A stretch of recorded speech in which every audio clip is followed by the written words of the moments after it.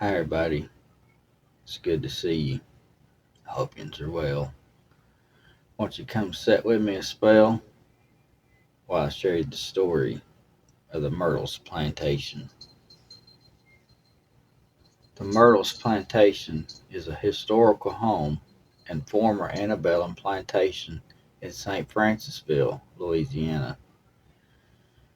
Built in 1796 by General David Bradford, built on a hill facing east. The frame house is in the Creole cottage style. The original house, built in 1796, featured 6 bays and 3 dormers on the roof. In the 1850s, the 1.5-story home was extended south, doubling its size to 9 bays and a double-door entrance.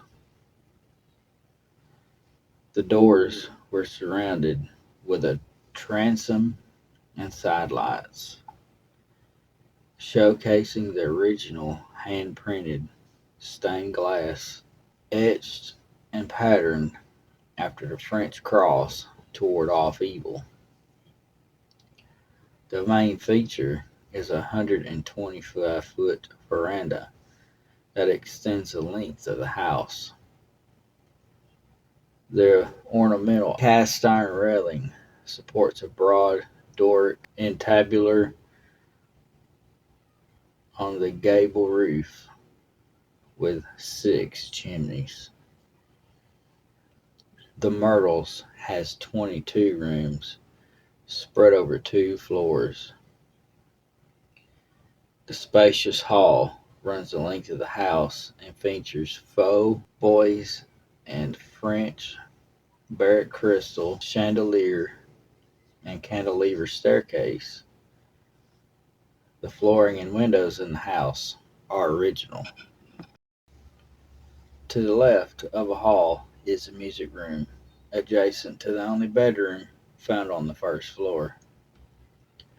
The main rooms of the house are found to the right of the hall.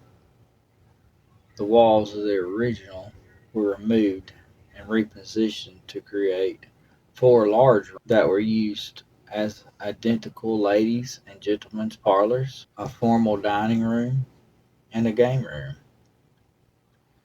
The 2 parlors featured Cara marble mantels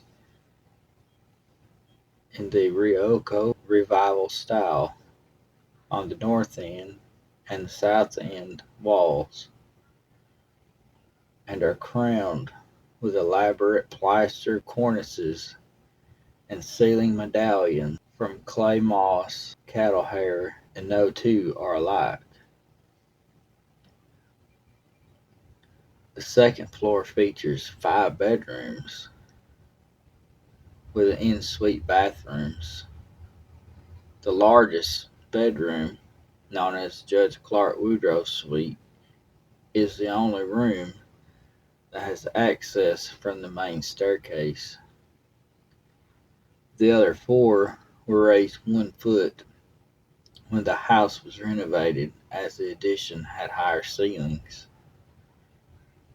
The current plantation landscape is centered on a large pond that has a small island centered with a gazebo accessed only by a bridge.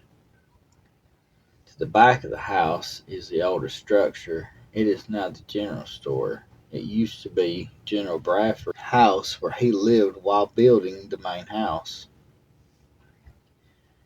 It has a gift shop, laundry, plantation office, and guest breakfast spot. To the south of the house is yet another building that houses a restaurant. The 2 buildings are connected to the main house by a brick courtyard. There are also wooden cottages scattered throughout the property for guests. Now to the history of the plantation. Again, it was built in 1796 by General Bradford on a 600-acre on 600 acres known as Laurel Grove. Bradford lived there alone for several years until President John Adams pardoned him for his role in the Pennsylvania Whiskey Rebellion in 1799. Bradford moved his wife and the 5 children from PA.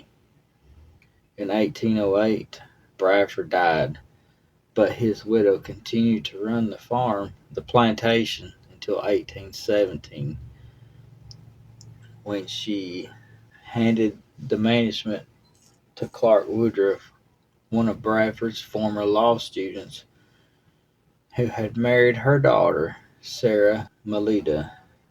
The Woodruff had 3 children before Sarah and 2 of her children died in 1823 of yellow fever. When Elizabeth Bradford died in 1831, Clark and his daughter Mary moved to Covington, Louisiana, and left the caretaker to manage the plantation. In 1834, the plantation was sold and all of its contents to Ruffin Sterling. Ruffin undertook the extensive remodel of the house, nearly doubling its size, filling it with imported European furniture. It was during this time that the name was changed to the Myrtles, after the crepe myrtles that grew there. In 1854, Sterling passed and left his wife the Myrtles plantation. Miraculously, the plantation survived the Civil War, but not before it was robbed of all of its expensive furniture and accessories. In 1865, Mary Sterling hired William Winter to help manage the plantation as her lawyer and agent. Winters was married to Sterling's daughter, Sarah. They had 6 children. Little Kate died of typhoid at the age of 3. The family fortune was lost in the aftermath of the war. Their fortune was invested in Confederate currency. They were forced to sell the plantation in 1866, but by 1868 were able to buy it back. In 1871, William Winters was killed on the porch of the house. It was said E.S. Weber could have been the killer, but it is not known if he was charged. Mary Sterling died in 1880, and the plantation passed to her son. It was heavily in debt, so her son Stephen sold it in 1886 to Orrin Brooks, who sold it again in 1889. The Myrtles changed hands several times until 1891, when Harris Williams purchased it. In the 1900s, the land surrounding the house was divided among the heirs of Harris and Williams.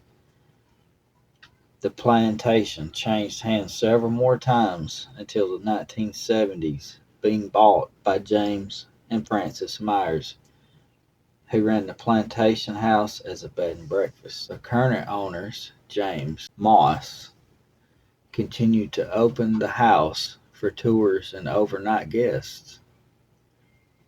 In August 2014, a fire occurred in the historical general store only 10 feet from the house, causing a lot of damage. The most severe damage was in the extension of the building, constructed in 2008, leaving most of the original structure intact.